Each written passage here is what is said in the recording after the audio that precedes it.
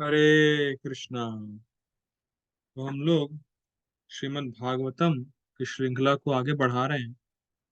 अभी तक हम लोग श्रील प्रभुपाद जी के द्वारा जो प्रस्तावना है भागवतम की उसको पढ़ रहे हैं, और उसमें हम लोग महाप्रभु की जीवनी के बारे में चर्चा कर रहे हैं। आज मेरे ख्याल से आज हमारा 14 या 13वां दिन है, और हम लोग इंट्रोडक्शन को पढ़ रहे हैं, और 4-5 दिन के बाद शायद ये इंट्रोडक्शन समाप्त हो जाएगा, और तब हम लोग भागवतम के श्लोकों पर चर्चा करने का प्रयास करेंगे। तो हम लोग शुरू करते हैं। हम लोग महाप्रभु की जीवनी के बारे में पढ़ रहे हैं, और हम लोग ये पढ़ रहे हैं कि महाप्रभु दक्षिण भारत की यात्रा करने के बाद फिर पुरी आए हैं, और पुरी में कुछ लीलाएं कर रहे हैं। तो पढ़ते हैं। जब तक महाप्रभु पुरी में रहे, उनके हजारों भक्त भगवान जगन्नाथ की रथ यात्रा के समय उनका दर्शन करने आते थे। रथ यात्रा के समय गुंडीचा मंदिर की सफाई स्वयं महाप्रभु के निरीक्षण में होती, क्योंकि यह एक महत्वपूर्ण कार्य होता। तो उसको समझिए। देखिए, अब यहाँ पे एक बहुत बड़ी लीला खुल के आ रही है। रथ यात्रा के समय भगवान जगन्नाथ जी गुंडीचा मंदिर में आते हैं, और गुंडीचा मंदिर को वृंदावन भी कहा जाता है, और जो जगन्नाथ जी का मंदिर है उसको द्वारका बोला जाता है। क्यों ऐसा? क्योंकि जगन्नाथ जी के मंदिर में द्वारका वाला ऐश्वर्य भाव रहता है, और गुंडीचा मंदिर में वृंदावन वाला भाव रहता है। तो जो गुंडीचा मंदिर की सफाई है वो महाप्रभु स्वयं करते थे अपने भक्तों के साथ रथ यात्रा के पहले। तो यहाँ पे इंपॉर्टेंट बात क्या है? यहाँ पे महत्वपूर्ण बात ये है कि महाप्रभु इस लीला से दर्शाना ये चाह रहे हैं कि अगर हम कृष्ण को अपने मन के हृदय में लाना चाहते हैं, तो जब तक हम अपने हृदय को भक्ति रूपी प्रोसेस से शुद्ध नहीं कर देंगे, तब तक भगवान का प्रकटीकरण या भगवान उस हृदय में नहीं विराजमान होंगे। समझ में आ रहा है क्यों गुंडीचा मंदिर की सफाई की लीला बहुत जरूरी है? क्योंकि गुंडीचा मंदिर की सफाई की लीला हमें ये दर्शाती है कि अगर आपको कृष्ण को अपने हृदय में बैठाना है, तो भक्ति से अपने हृदय को शुद्ध करना ही पड़ेगा। और महाप्रभु एक और चीज सिखा रहे हैं कि जब मंदिर की सफाई महाप्रभु करते थे तो मोटी मोटी गंदगी पहले निकलती थी, और जो बहुत सूक्ष्म गंदगी है, जो बहुत ही छोटी छोटी गंदगी है, वो बाद में निकलती है। जैसे आप भी अगर कमरे में झाड़ू लगाएं तो मोटा मोटा कचरा जो दिख रहा होता है वो तो निकल जाता है, लेकिन जब आप दोबारा पोछा करते तो लगता है अरे ये तो निकला ही नहीं था, ये तो अब निकल रहा है। तो मालूम चलता है। तो जैसे जैसे हम भगवान की भक्ति करते हैं तो हृदय में जो मोटे मोटे अनर्थ हैं पहले वो निकलते हैं, और फिर धीरे धीरे अगर हम सफाई करते रहते हैं, तो जो गंदगी हमारे हृदय में है, सूक्ष्म गंदगी मतलब सूक्ष्म इंद्रिय भोग, कि मुझे बहुत लोग जाने, मैं सबसे सम्मान प्राप्त करूं, मैं इतना बड़ा भक्त हो गया, मैं अच्छी क्लास देता हूँ, मेरे इतने फॉलोवर हैं। ये सूक्ष्म जो भौतिक इच्छाएं या सूक्ष्म जो अनर्थ हैं, ये बाद में निकलता है। लेकिन ये महत्वपूर्ण बात है कि अगर हमें कृष्ण को अपने हृदय में बैठाना है तो हृदय को साफ करना ही पड़ेगा। जैसे जगन्नाथ जी को अगर आपको मंदिर में लाना है तो गुंडीचा मंदिर को साफ करना ही पड़ेगा। ठीक, आगे पढ़ते हैं। पुरी में महाप्रभु का सामूहिक संकीर्तन आंदोलन जन समूह के लिए अद्वितीय प्रदर्शन होता। तो देखिए, बहुत इंपॉर्टेंट है कि कई बार ऐसा हो जाता है कि लोग फिलॉसफी समझे या नहीं समझे, लेकिन म्यूजिक से और कीर्तन से लोग आकृष्ट होते हैं। ये देखा गया है कि जो लोग बाहर से आते हैं इस्कॉन टेम्पल में, तो जब वो देखते हैं कीर्तन में इतनी एनर्जी है, मृदंगा बज रहा है, करताल बज रहा है, बहुत जोर से हो रहा है, ये फास्ट बीट, ये वैसा वैसा, तो लोग अट्रैक्ट होते हैं। और कुछ लोग तो कीर्तन देख के ही भक्त बनते हैं। हमारे इस्कॉन में कई ऐसे भक्त हैं जो आज फुल टाइम डिवोटीज हैं, और वो कीर्तन सुनने की वजह से ही भक्त बने। फिलॉसफी में नहीं मालूम था, फिलॉसफी में कोई इंटरेस्ट नहीं था, लेकिन कीर्तन में इंटरेस्ट था। तो होता क्या है, सामान्य जनता भले ही कृष्ण कॉन्शियस की फिलॉसफी में अट्रैक्ट ना हो पहले, लेकिन कीर्तन या हरि नाम जब लोग सुनते हैं तो हरि नाम के टच में आ जाते हैं। सुना तो तो जवान। सौरभ प्रभु हरि बोल। अच्छा। ओ ओके। प्रभु, म्यूट करना पड़ेगा। म्यूट हो गया। जी बोलो। तो मैं ये कह रहा था कि भले ही जो लोग नए नए आते हैं कृष्ण कॉन्शियस में, उनको फिलॉसफी भले ना समझ में आए, या फिलॉसफी से वो इतने अट्रैक्ट नहीं होते जितना कीर्तन से होते हैं। और कीर्तन से अट्रैक्ट होने में फायदा क्या है कि लोग हरिनाम के टच में आ जाते हैं। और जैसे ही व्यक्ति हरिनाम के टच में आता है और देखता है कि जो हरिनाम के टच में भक्त लोग हैं वो बिना पैसे के सुखी है, बहुत इंटरेस्टिंग है। जो व्यक्ति मंदिर में आता है और देखता है भक्त लोग कीर्तन में नाच रहे हैं, कीर्तन कर रहे हैं, एनर्जी देखता है, खुशी देखता है, संतोष देखता है, वो भी बिना पैसे के। फुल टाइम डिवोटीज होते हैं और नौकरी करने जाते नहीं है, पैसा बिल्कुल नहीं कमाते हैं, लेकिन फिर भी खुश है केवल हरिनाम करके। ये लोगों को आश्चर्य देता है कि हरिनाम भी सुख का एक तरीका हो सकता है। लोगों को ये पता ही नहीं है। बहुत गंभीर लाइन है। हरिनाम, केवल हरिनाम व्यक्ति के सुख का सोर्स हो सकता है, ये लोगों को पता ही नहीं। संकीर्तन से हमारे सारे अनर्थ नाश हो जाते हैं। और संकीर्तन से ही, केवल संकीर्तन से ही महाप्रभु की आराधना भी हो जाती है। तो इसीलिए जब महाप्रभु पुरी में कीर्तन करते थे तो लोगों को बड़ा आश्चर्य होता था। यह अद्वितीय प्रदर्शन होता था। अद्वितीय मतलब उसके समान कुछ है नहीं। ठीक है। जनता के मन को आध्यात्मिक अनुभूति की ओर मोड़ने का यही तरीका था। ठीक है। आध्यात्मिक अनुभूति की ओर मोड़ना मतलब हरिनाम का टच में लाना। महाप्रभु ने इस सामूहिक कीर्तन, माफ कीजिएगा, महाप्रभु ने इस सामूहिक संकीर्तन प्रणाली का प्रवर्तन किया। तो क्यों किया, ये इंटरेस्टिंग है। देखिए, संकीर्तन जो है ना, संकीर्तन का मतलब होता है जब भक्त लोग साथ में कीर्तन करते हैं। जो संकीर्तन होता है वो सामान्य लोगों को आकृष्ट करने की असामान्य प्रक्रिया है। फिर रिपीट कर रहा हूं। संकीर्तन is an extraordinary process to attract people, या संकीर्तन is the process by which people get attracted to an extraordinary process। जो संकीर्तन आंदोलन है ना, ये जो कॉमन लोग हैं जिनको भक्ति के बारे में कुछ नहीं पता है, फिलोसफी कुछ नहीं पता है, कुछ भी नहीं पता है, बस वो म्यूजिक से अट्रैक्ट होते हैं, लोगों की एनर्जी से अट्रैक्ट होते हैं, तो वो जुड़ते हैं संकीर्तन से। तो ये जो संकीर्तन प्रोसेस है, ये प्रोसेस ऑर्डिनरी नहीं है। ठीक, ये संकीर्तन प्रोसेस ऑर्डिनरी नहीं है। और ऐसा भी नहीं है कि केवल नए लोगों के लिए है। बहुत डिफरेंस है। मैं फिर रिपीट कर रहा हूँ। संकीर्तन जो प्रोसेस है वो एक्स्ट्रा ऑर्डिनरी है, सामान्य लोगों को आकर्षित करने के लिए। लेकिन संकीर्तन केवल नियोफाइट डिवोटीज के लिए नहीं है। जो भगवान के लिए नृत्य करना है ना, भगवान के सामने डांस करना, ये दास भाव में आता है। और कृष्ण इससे बहुत संतुष्ट होते हैं। आदि पुराण में लिखा है, इसको एक भक्त कोट कर रहे थे, कि जो भगवान के सामने डांस करता है बड़े प्रेम पूर्वक, भगवान कहते हैं कि इस व्यक्ति ने मुझे खरीद लिया है। समझ आ रहा है? जब भगवान के सामने हम खुल के प्रेम से डांस करते हैं तो भगवान इतने संतुष्ट होते हैं और ये कहते हैं कि इस भक्त ने मुझे खरीद लिया। इतना पावरफुल है। इसीलिए खूब जम के नाचना चाहिए।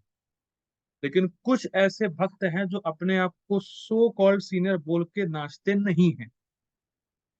अरे ये सब नाचना वाचना तो सब नए भक्तों के लिए, हम तो एडवांस डिवोटी हो गए। तो उनसे पूछो कि क्या आप अद्वैत आचार्य से भी एडवांस हैं? अद्वैत आचार्य कौन है? जिनका कल अपीयरेंस डे हुआ। तो अद्वैत आचार्य महाप्रभु के कीर्तन में नाच रहे थे, खुल के नाच रहे थे। और अद्वैत आचार्य काफी मटेरियल तरीके से, आप कह लीजिए बाहरी तौर पे काफी बूढ़े लगते हैं, लेकिन वो तो स्वयं भगवान ही है। लेकिन काफी बूढ़े हैं, महाप्रभु से काफी उम्र में बड़े हैं। लेकिन महाप्रभु के कीर्तन में अद्वैत आचार्य खूब जोर से नाचते हैं। और महाप्रभु फिर पूछते भी हैं कि आपको क्या चाहिए। तो महाप्रभु से वो बोलते हैं, अद्वैत आचार्य बोलते हैं कि मैं आपके कीर्तन में डांस कर लिया, यही मेरे जीवन की सिद्धि है, मुझे और कुछ चाहिए ही नहीं। तो क्या आप अद्वैत आचार्य से भी एडवांस डिवोटी हैं? अद्वैत आचार्य जब नाच रहे हैं कीर्तन में, तो आप कैसे नहीं नाचते? बहुत बड़ा फर्क है कि नाचना, बहुत नाचना मतलब क्या? नाचना मतलब मैं खुश हूँ कृष्ण, मैं आपकी सेवा करके खुश हूँ, मैं आपके नाम को लेके खुश हूँ। हम खुशी दिखाते हैं, भगवान से प्रेम दिखाते हैं नाच के। और कुछ लोग हैं ना, हम नहीं नाचेंगे। हम कैसे नाच सकते हैं? हम तो एडवांस डिवोटी हैं, हमें बस केवल खड़े रहना, देखना है नाचते हुए लोगों को, नियोफाइट डिवोटीज को। ऐसा नहीं होता। क्या? समस्त देशों के नेता इस आध्यात्मिक आंदोलन का लाभ जनता में शांति तथा एक दूसरे के प्रति मैत्री भाव बनाए रखने के लिए उठा सकते हैं। प्रकाश जी क्यों बोल रहे हैं? देखिए, इसका मतलब है कि भले ही हम कितना बातें बोलते रहे सौहार्द की, सौहार्द मतलब होता है एक साथ आने की, या हम कितनी ही बातें बोल लें समाज में सब लोग सुखी रहें, सब लोग मैत्री भाव से रहें, सब लोग दोस्त रहें, लेकिन ऐसा होगा नहीं कभी, होने वाला कुछ नहीं। देखिए, जब तक संकीर्तन नहीं होगा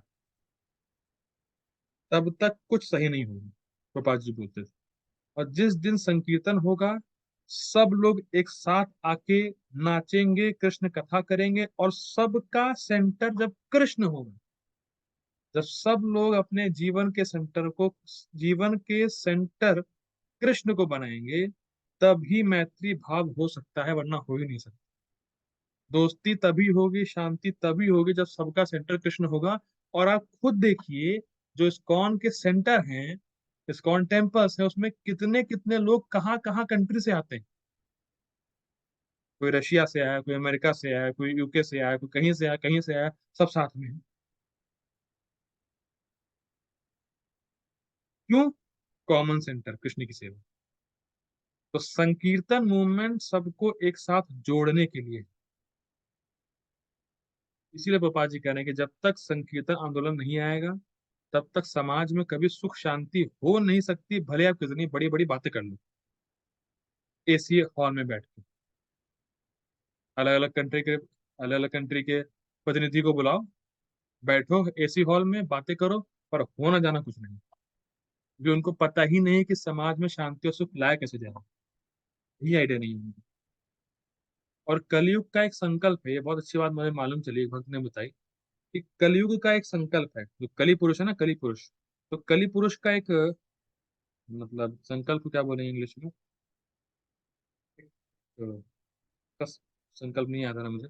संकल्प ही माने संकल्प है उसका, कली पुरुष का, कि वो पति पत्नी, भाई बहन, बेटा बाप, इन सब में झगड़ा कराएगा ही कराएगा। जहां भी माता पिता से लोग लड़ रहे हैं, आपस में भाई बहन लड़ रहे हैं, या आपस में भाई भाई लड़ रहे हैं, या संतान और पेरेंट्स और लड़ाई चल ही रही है, लड़ाई झगड़े, समझ लीजिए वहां कली पुरुष ने एंट्री कर ली। और कली पुरुष वहीं रहेगा जहां कृष्ण नहीं है। और जहां कृष्ण है वहां कली पुरुष आ ही नहीं सकता। तो इसीलिए बताया जा रहा है कि हमें अपने जीवन के सेंटर को कृष्ण में, जीवन के सेंटर में कृष्ण को लाना है। ठीक। अतः, माफ कीजिएगा, अब तो सारे विश्व में वर्तमान मानव समाज की यही मांग है। क्या मांग है? कि लोग शांति बनाए रखना चाहते हैं, पर फिर भी झगड़े हो रहे हैं। इसीलिए कृष्ण को या संकीर्तन आंदोलन को समाज में फैलाना ही चाहिए, ये मांग है। ठीक है, आगे पढ़ते हैं। महाप्रभु की वृंदावन की यात्रा, हरि बोल। अब महाप्रभु वृंदावन जाएंगे। अभी तक महाप्रभु नवदीप से पुरी गए, पुरी से साउथ इंडिया गए, साउथ इंडिया से फिर पुरी गए, और पुरी से फिर वृंदावन जा रहे हैं।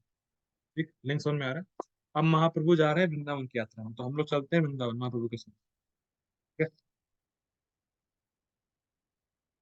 पढ़ते हैं। कुछ काल के पश्चात महाप्रभु उत्तर भारत की यात्रा पर चल पड़े और उन्होंने वृंदावन तथा निकटवर्ती स्थानों को देखने का निश्चय किया। देखिए ध्यान दीजिएगा, महाप्रभु ने देखने का निश्चय किया। देखने का निश्चय किया मतलब उस जगह को आस्वादन करने का निश्चय किया। मतलब यहाँ तक मेंशन आता है चैतन्य भागवत में कि महाप्रभु वृंदावन के एक एक पेड़ को गले लगाते थे।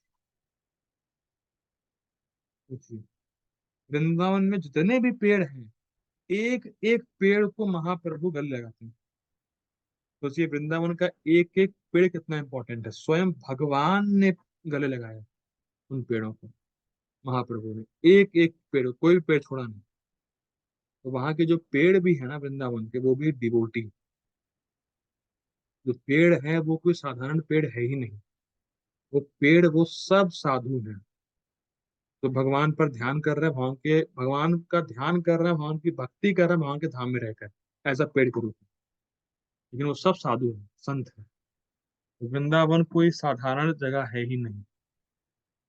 कहीं तो वृंदावन में एक जगह बोर्ड लगा था, मैं पढ़ा था बहुत टाइम पहले, कि वृंदावन कोई शहर नहीं है, वृंदावन धाम है। तो वृंदावन को कोई शहर समझ के वृंदावन है, कोई फर्क नहीं है, फिर वो कोई मत मायने का नहीं है।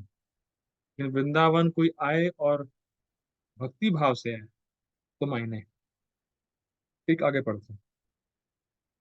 जब वे मतलब महाप्रभु झारखंड मध्य भारत के जंगल से होकर गुजरे, तो सारे जंगली पशु उनके संकीर्तन आंदोलन में सम्मिलित हो गए।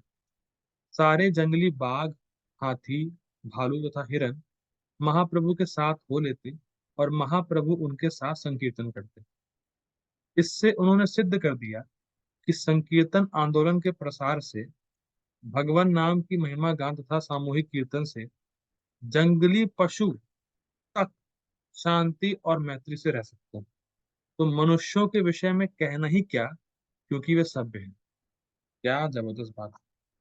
देखिए जब महाप्रभु कीर्तन करते थे, तो जो बाघ थे ना, बाघ, वो भी कीर्तन करना शुरू कर देते थे। यहाँ केवल बाघ ही नहीं, यहाँ तक कि हाथी, भालू, हिरन जितने भी थे सब कीर्तन करते थे। और बाघ और हिरन एक दूसरे की पप्पी लेते हैं, ये तक मेंशन आता है सतन में, कि जो बाघ है और हिरन है वो दोनों आपस में पप्पी ले रहे हैं या गले मिल रहे हैं। अब सोचिए, बाघ और हिरन कभी साथ में आ सकते हैं? बाघ का शिकार है हिरन, तो क्या कभी भी दोनों एक साथ आ सकते हैं? यानी कि बाघ ने हिरन को खाने के बारे में सोचा ही नहीं, सोच ही नहीं रहा, और बल्कि उससे उसको प्रेम हो रहा है। क्या ऐसा कहीं भी कोई भी व्यक्ति कर सकता है? जो बाघ का हिरन से सहज द्वेष है और उसको महाप्रभु ने मैत्री में कन्वर्ट किया। क्या जबरदस्त कीर्तन रहा होगा। अब सोचिए, मतलब आप थोड़ा विचार करिए, काश महाप्रभु कीर्तन कर रहा और रिकॉर्डिंग होती है उसकी। बाघ बाघ बोल रहा है, हरे कृष्णा हरे कृष्णा। कैसे बोलता होगा बाघ? ये नहीं कि बाघ नाच रहा है, सारे जानवर हरे कृष्णा महामंत्र को स्पष्ट बोल रहे हैं। रिपीट कर रहा हूं, ये मत सोचिएगा कि केवल नाच ही रहे हैं या गले ही मिल रहे हैं। सारे जानवर स्पष्ट रूप से हरे कृष्ण महामंत्र बोल रहे हैं।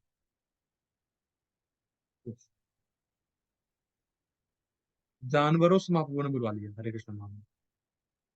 तो सोचिए, जब भालू का चांस है, हिरन का चांस है, बाघ का चांस है, तो क्या हमारा चांस नहीं है? हम तो मनुष्य हैं।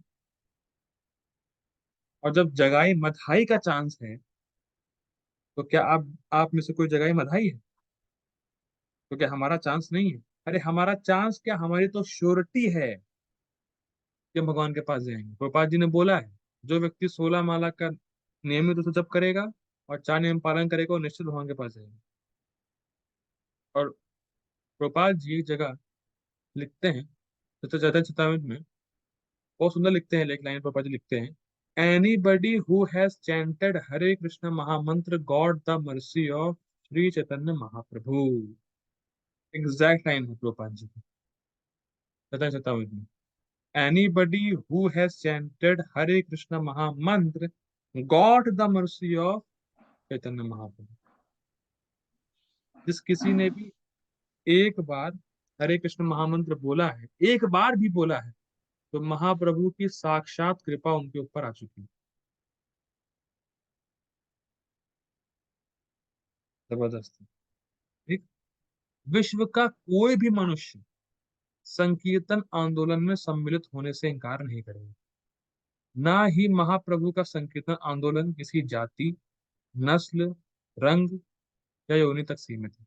मतलब इसमें उपाधि की कोई उपेक्षा नहीं। कोई भी किसी भी जगह का, कोई भी वर्ण आश्रम का, चंडाल हो, ब्राह्मण हो, क्षत्रिय, कोई कैसा भी हो, लूला हो, लंगड़ा हो, 2 साल का हो, 5 साल का हो, 10 साल का हो, भी कैसा भी हो, आ सकता है महाप्रभु के संकीर्तन आंदोलन में। ठीक। यहाँ उनके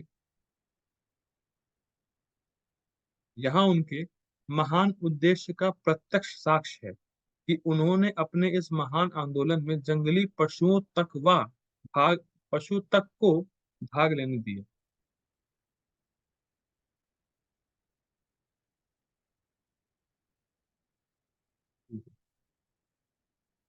आगे पढ़ते हैं। वृंदावन से वृंदावन से लौटते हुए वे पहले प्रयाग गए महाप्रभु, जहां वे रूप गोस्वामी से मिले, जिनके साथ उनका छोटा भाई अनुपम भी था। फिर वे बनारस पहुंचे। वे 2 मास तक श्री सनातन गोस्वामी को दिव्य विज्ञान की शिक्षा देते रहे। अब सोचिए कितनी जबरदस्त बात है। चैतन्य महाप्रभु कौन है? साक्षात कृष्ण। और कृष्ण ने अर्जुन को भगवत गीता कितनी देर बोली? गोपाल जी बताते हैं शायद 45 मिनट या 1 घंटा। और उसको हम लोग समझना ही हमारे लिए बहुत बड़ी बात है, पूर्ण रूपेण। हाँ, थोड़ा बहुत जो आचार्यों की कृपा से समझ में आता है वो आता है, वो भी 1.5 2 साल लग कंसिस्टेंसी पढ़ने के बाद। और सिर्फ 45 मिनट कृष्ण ने बोला। लेकिन सनातन गोस्वामी को चैतन्य महाप्रभु ने 2 महीने तक बोला। तो सोचिए वो क्या चीज होगी।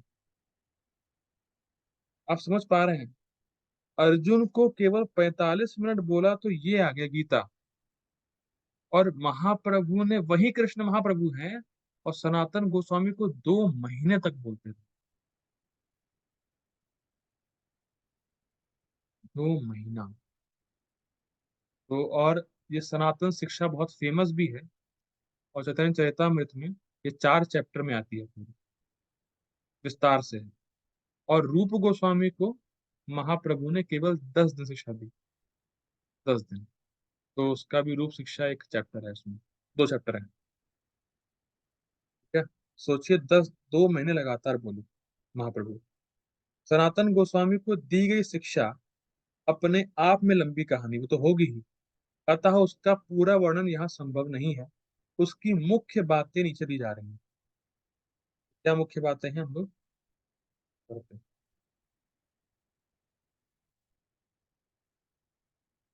भगवान की बनारस की यात्रा की, भगवान ने बनारस में सनातन गोस्वामी को बोला था।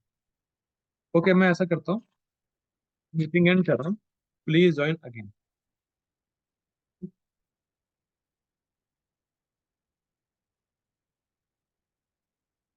मीटिंग एंड कर रहा हूँ, प्लीज ज्वाइन। हरे कृष्ण। पढ़ते हैं। सनातन गोस्वामी, जो पहले साकार मलिक नाम से जाने जाते थे, नवाब हुसैन शाह के शासन काल में बंगाल सरकार के मंत्री पद पर थे। तो ध्यान दीजिएगा, सनातन गोस्वामी का जन्म एक ब्राह्मण परिवार में हुआ था और वो पहले संतोष थे। फिर जब नवाब हुसैन शाह का राज्य हुआ तो नवाब हुसैन शाह ने संतोष को जबरदस्ती मुसलमान या कह सकते हैं धर्म परिवर्तन करके साकर मलिक नाम दिया था, लेकिन जबकि वो ब्राह्मण थे। ये मत सोचिएगा कि सनातन गोस्वामी पहले से ही साकर मलिक है। पहले वे संतोष थे, फिर नवाब हुसैन शाह ने अपने राज्य में उनको रखा और फिर उनको साकर मलिक का नाम दिया और उनको मुसलमान में कन्वर्ट कर दिया। ठीक। और सनातन गोस्वामी और फिर साकर मलिक जो थे उनको इनिशिएशन दे के महाप्रभु ने सनातन गोस्वामी किया। ठीक। और क्या बोल रहे थे, हाँ, सनातन गोस्वामी प्राइम मिनिस्टर थे नवाब हुसैन शाह के राज्य में। ठीक।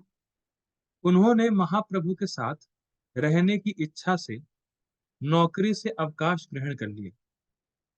जब महाप्रभु वृंदावन से लौटकर वाराणसी पहुंचे तो वे श्री तपन मिश्र तथा चंद्रशेखर के अतिथि बने और एक मराठी ब्राह्मण उनकी सेवा में था। स्पष्ट है, को सुनाना नहीं है। उस समय वाराणसी की अगुवाई मायावाद संप्रदाय के एक महान सन्यासी श्रीपाद प्रकाशानंद सरस्वती कर रहे थे। जब महाप्रभु वाराणसी में थे तब उनके सामूहिक संकीर्तन आंदोलन के कारण जनता उनके प्रति अधिक आकृष्ट हो गई। महाप्रभु के प्रति वे जहां भी जाते, विशेष रूप से विश्वनाथ मंदिर में, तो हजारों तीर्थयात्री उनके पीछे हो लेते। अब इसमें आपको कुछ आश्चर्य लगा नहीं होगा, और बहुत आश्चर्य की बात है।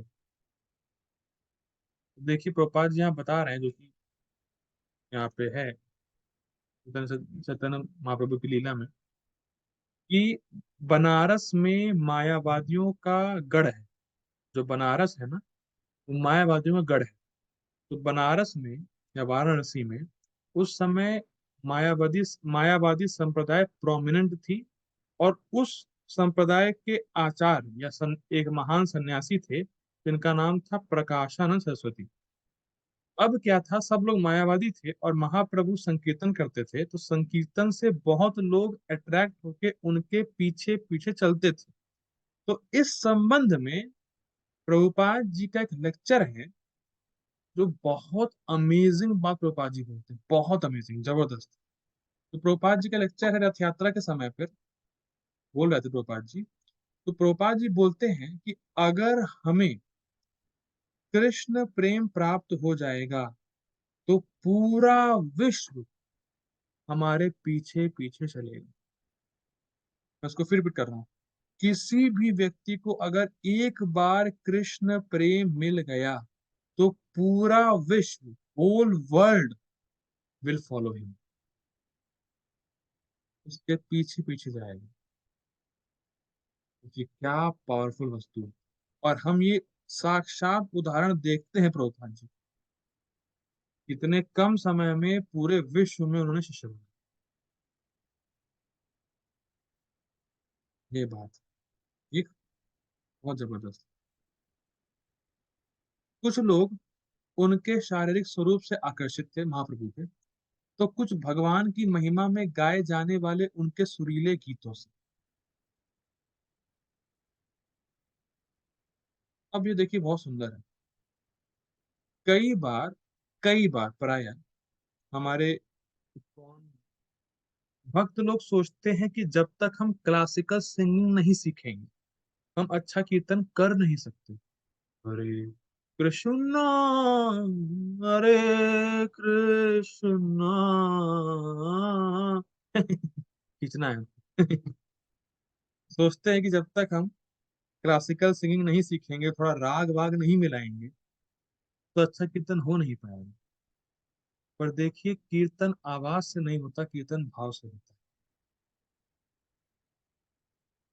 और हरि नाम काम करता है, ना कि आपकी आवाज काम करती है। और जितना आप शुद्ध होंगे, जितना आपका कृष्ण के प्रति प्रेम भाव होगा, उतना हरि नाम एक्ट करेगा लोगों में। सिंपल, बहुत सिंपल, अगर आपको जानना हो या देखना हो साक्षात example, Prabhupada ji Thompson square park में बैठे, बस एक ही ट्यून है प्रभुपाद जी की, ट्यून चेंज नहीं करते प्रभुपाद जी बहुत। और ना बहुत ही क्लासिकल गा रहे हैं, लेकिन इतना जबरदस्त भाव है कृष्ण के प्रति, कृष्ण का प्रेम है उनकी आवाज में, सारे लोग डांस करने आके भक्त बनना शुरू हो गए। और वो रिकॉर्डिंग आज भी हर मंदिर में बजती है। हरे कृष्ण हरे, नहीं, हरे कृष्ण हरे कृष्ण कृष्ण कृष्ण हरे हरे, हरे राम हरे राम, राम राम हरे हरे, हरे कृष्ण कृष्ण कृष्ण हरे हरे, हरे राम राम राम हरे हरे। इसको गाने में ही लगता है कि पता नहीं क्या भाव है, टोन गाने में केवल। और प्रभुपाद जी की आवाज में सुनेंगे तो फिर कहना ही क्या। और प्रभुपाद जी घंटों घंटों उसको गाए हैं, और भक्त लोग अभी भी घंटों घंटों इसको सुन सकते हैं। तो महाप्रभु जब गाएंगे भाई साहब, तब तो क्या ही होगा। अब कल्पना कर सकते हैं, जब प्रभुपाद जी गा रहे हैं तो हम घंटों घंटों को सुन सकते हैं, और जब महाप्रभु गा रहे होंगे तो कभी कभी ऐसा होता है कि किसी किसी का जो कीर्तन है इतना टच कर जाता है कि बस कीर्तन रोकने का मन नहीं करता, और कीर्तन से उठने का मन नहीं करता। क्या कभी अनुभव है आपका ऐसा? कीर्तन इतना जबरदस्त चल रहा है कि उठने का मन नहीं कर रहा, सेवा भी है पर अरे यार कीर्तन छोड़ कैसे जाए। इतना जबरदस्त कीर्तन चल रहा है। ये फर्क है। महाप्रभु जब कीर्तन करेंगे तो लोग क्यों नहीं रुकेंगे, लोग क्यों नहीं अट्रैक्ट होंगे, लोग क्यों नहीं पीछे भागेंगे। ठीक, आगे पढ़ते हैं। मायावादी सन्यासी अपने आप को नारायण कहते हैं। ठीक, ये गलत है। आज भी अन्य वाराणसी अनेक मायावादी सन्यासियों से भरी पड़ी, जिन कतिपय को जिन कतिपय को लोगों ने महाप्रभु को उनकी संकीर्तन मंडली के साथ देखा था। अच्छा, मतलब जिन लोगों ने महाप्रभु को उनकी संकीर्तन मंडली के साथ देखा था, वे उन्हें सचमुच नारायण मानते थे। मतलब जो मायावादी है वो अपने आप को नारायण बोलता है, लेकिन जब लोगों ने महाप्रभु को देखा तो उनको सच में लगा कि ये नारायण ही होंगे, जो उनका तेज उस प्रकार से था। यह समाचार महान सन्यासी प्रकाशानंद के पास गया, या उनको मिला। ठीक, आगे पढ़ते हैं। भारतवर्ष में मायावाद तथा भागवत संप्रदाय में सदा से एक प्रकार की आध्यात्मिक होड़ लगी रहती। अतः जब महाप्रभु का समाचार प्रकाशानंद को मिला तो वे जान गए कि महाप्रभु वैष्णव सन्यासी हैं। अतएव जो लोग इस समाचार को लाए थे, उनके समक्ष उन्होंने महाप्रभु को कुछ महत्व नहीं दिया। उन्होंने महाप्रभु के कार्यकलापों की निंदा की, क्योंकि वे संकीर्तन आंदोलन का प्रचार कर रहे थे, जो इनके मत के अनुसार मात्र धार्मिक आवेश था। मतलब जब भक्तों ने प्रकाशानंद को महाप्रभु के बारे में बोला, तो प्रकाशानंद ने 3 बार बोला, वो चैतन्य, वो चैतन्य, वो चैतन्य। ये 3 बार बोला, पर कृष्ण एक बार भी नहीं बोलता है। ये बहुत अमेजिंग बात हम लोग पढ़ने वाले हैं अभी आगे। प्रकाशानंद मायावादी सन्यासी के टॉप लेवल पे थे, और प्रकाशानंद सरस्वती के 80,000 शिष्य थे। आज कोई सन्यासी है ऐसा जिसके 80,000 शिष्य हो? क्या लगता है मुझे तो, 80,000 शिष्य एक सन्यासी थे। लेकिन प्रकाशानंद सरस्वती के 80,000 शिष्य थे, और सब मायावादी थे। जब लोगों ने महाप्रभु के बारे में बताया प्रकाशानंद को, तो उसने बोला, वो चैतन्य केवल भावुकता वाला आदमी, भावुकता वाला सन्यासी, सेंटीमेंट है केवल, और वो सब नहीं चलेगा यहाँ। अरे सन्यासी है वो, उसको वेदांत पढ़ना चाहिए। कहाँ ये सामान्य जनता के बीच में नाच रहा है, गा रहा है, क्या कर रहा है? ये उसकी सोच थी प्रकाशानंद की। बहुत सुंदर। देखिए, महाप्रभु जो है ना, इतने ज्यादा कृपालु हैं कि महाप्रभु कुछ भी नहीं देखते व्यक्ति का। बस केवल व्यक्ति कृष्ण की सिंसियरली सेवा करना चाहता है, बस महाप्रभु इस पॉइंट को नोट करके अपनी सारी कृपा उस व्यक्ति को दे देते हैं।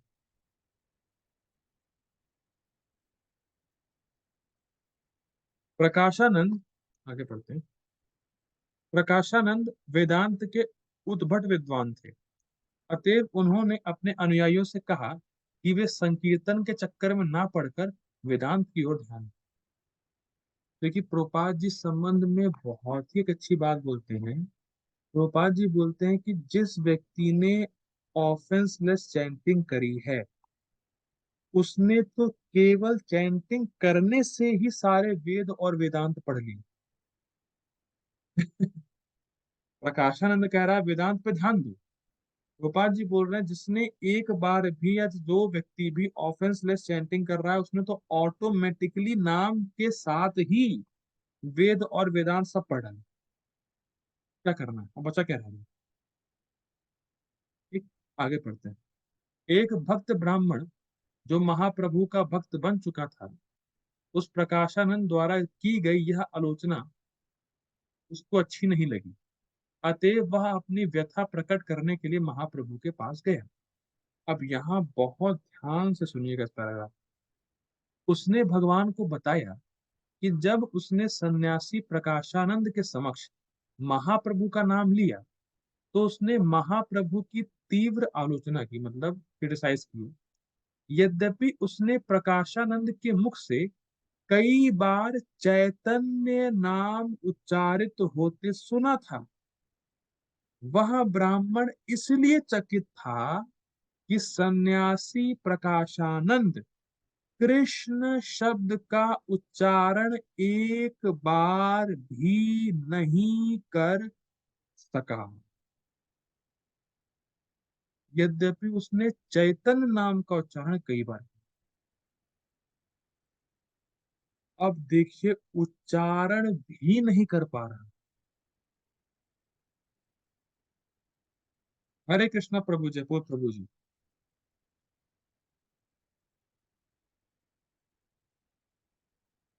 हरि बोल।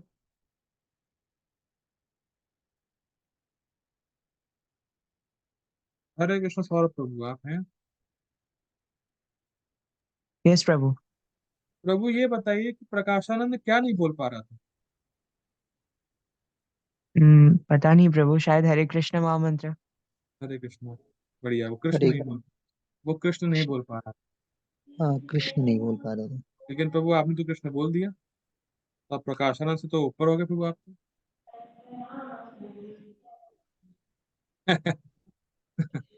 ठीक है, वो म्यूट कर लीजिए। देखिए, इतना आसान है। कृष्ण बोला एक बार, कितनी बार हम लोग कृष्ण बोलते हैं, कृष्ण खत्म। हम लोग के लिए कुछ भी कठिन नहीं है। और आप जरा विचार करिए, एक व्यक्ति जो दिन भर वेदांत पढ़ता है, अपने शिष्यों को पढ़ाता है, एक बार कृष्ण नहीं बोल पा रहा है।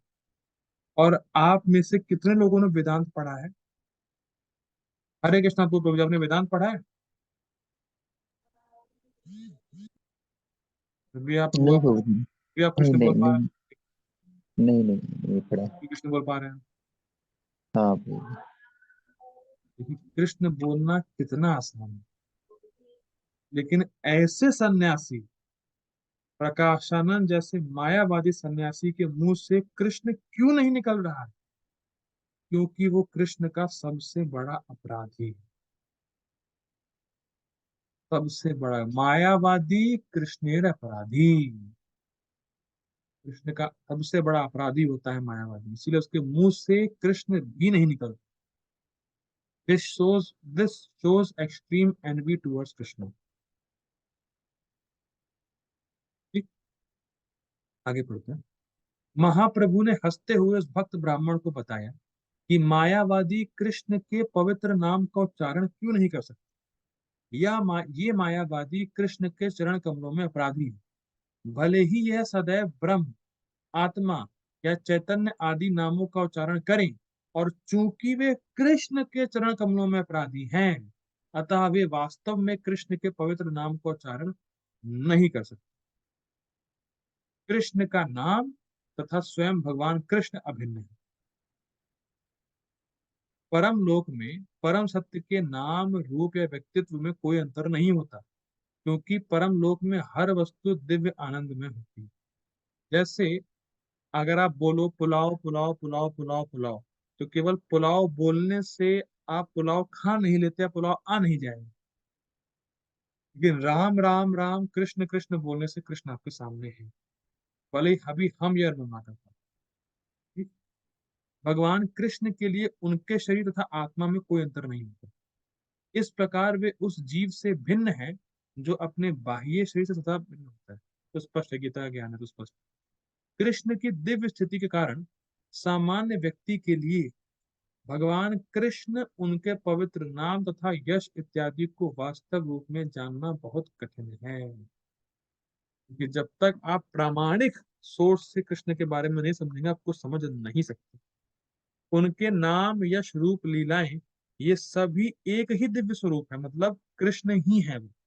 और इन्हें भौतिक इंद्रियों के व्यायाम द्वारा नहीं जाना जा सकता। मतलब भौतिक इंद्रियों का व्यायाम मतलब कितना भी भौतिक इंद्रियों से कृष्ण को समझने का प्रयास कर लो, आप समझ नहीं सकते। You have to purify your senses. जब आप हरे कृष्णा बोलते हैं तो कृष्ण क्योंकि आप हरे कृष्णा बोलना चाहते हो, कृष्ण की सेवा करना चाहते हो, इसीलिए कृष्ण अपनी करुणा करके आपकी जीभ को पकड़ते हैं। आप अपनी जीभ से हरे कृष्णा नहीं बोल रहे हो, कृष्ण आपकी जीभ को पकड़ रहे हैं तो हरे कृष्णा बोल पा रहे हैं। भाई जीभ तो प्रकाशानंद के पास भी है, तो कृष्ण क्यों नहीं बोल पाया? जी मेरे पास भी है। अगर केवल जीभ का ही अंतर होता, कि जीभ ही एक फैक्टर होती, वो कृष्ण क्यों नहीं बोल पाया? क्योंकि वो कृष्ण की सेवा नहीं करना चाहता, क्योंकि वो कृष्ण से द्वेषी है, तो कृष्ण नहीं उसको रिवील करते उसकी जिह्वा पर। और क्योंकि हम कृष्ण की सेवा की इंटेंशन से, या कृष्ण के प्रति हमारा अपराध नहीं है, या कृष्ण को हम भौतिक नहीं मानते, कृष्ण को निराकार नहीं मानते, कृष्ण के चरण कमलों में अपराधी नहीं है, इसीलिए कृष्ण हमारी जीव को पकड़ लेते हैं, तो हम हरे कृष्ण बोल पाते हैं। ठीक। भगवान की लीलाओं का दिव्य संबंध, ठीक है, अब यहाँ से हम लोग कल पढ़ेंगे, क्योंकि ये थोड़ा सा एक अलग ही फिलोसफी में जाएगा, तो हम लोग इसको कल देखेंगे। तब तक के लिए श्रील प्रभुपाद की जय। हरे कृष्ण।